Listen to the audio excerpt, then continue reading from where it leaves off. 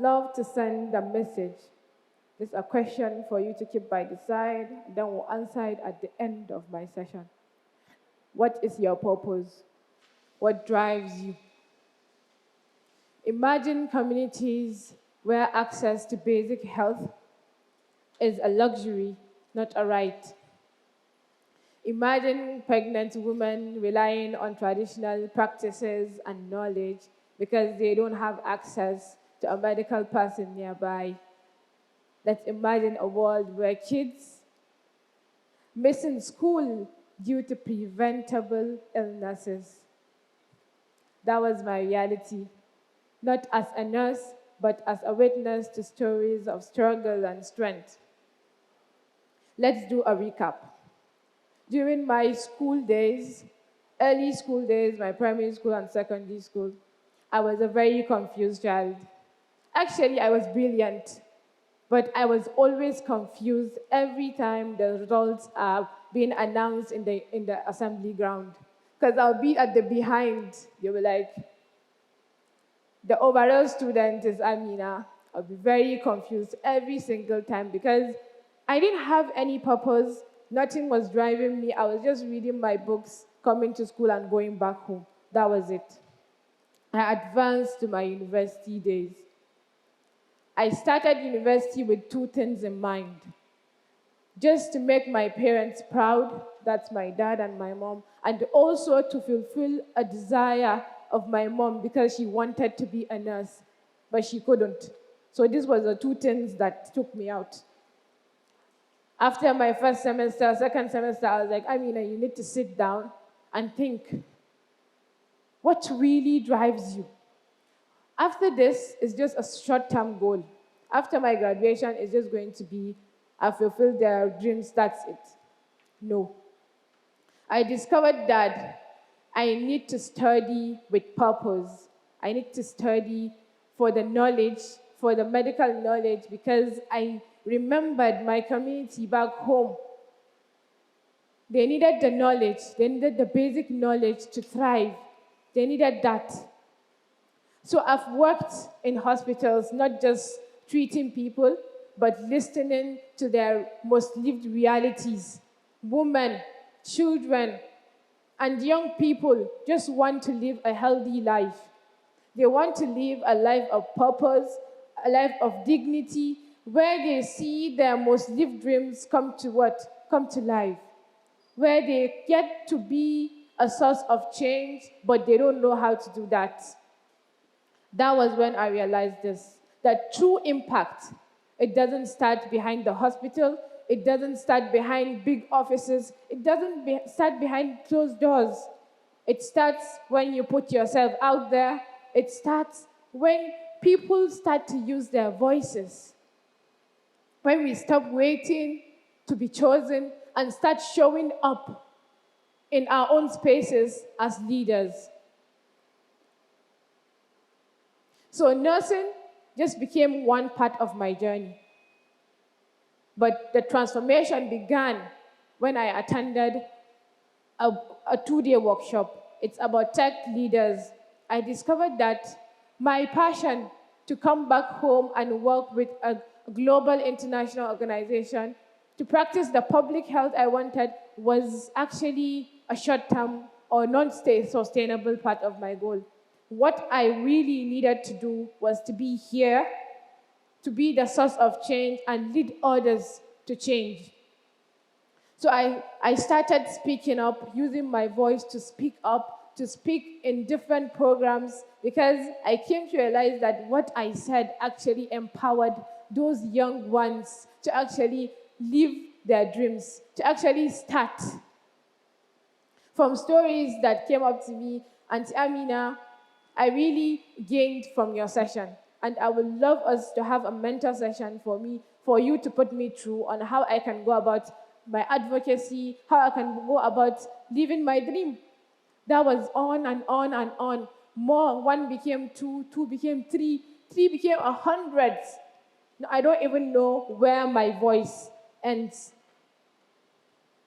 I started to mentor, and at the end, the most important thing that happened was that I empowered others to do the same. I believe that a community can change, it can lead when everybody gets to put a hand in the table. So whether you're in healthcare, whether you're in engineering, in the tech industry, or any other field, change is already equipped in us because change can happen when we start showing up, when we start speaking up and lifting others along the way. I've worked with girls who never thought that they could lead. They never thought that they could hold big responsibilities. Now they are founders of technological solutions. They are founders of initiatives, from school initiatives to health initiatives. One is also standing in front of you here. Amina, I never thought that I could be here today. I could never thought that I could be invited to speak in front of hundreds of people. Youths think that leadership is only for politicians or important people because they are only the ones that get access to that. No, I say no now. Because leadership is not about titles. It's about what? It's about courage.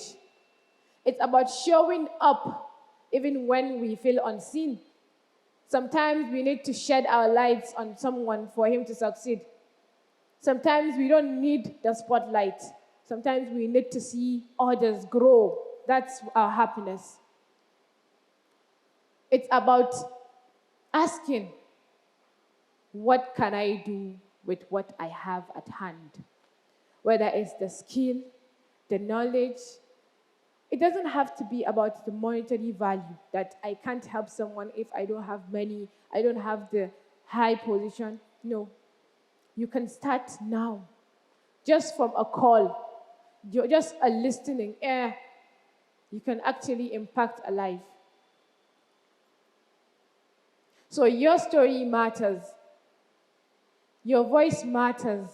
And your ideas, those ideas that are in there, we are restricting them from being open to us. They can be transformational. I bet you on that. So we start to think.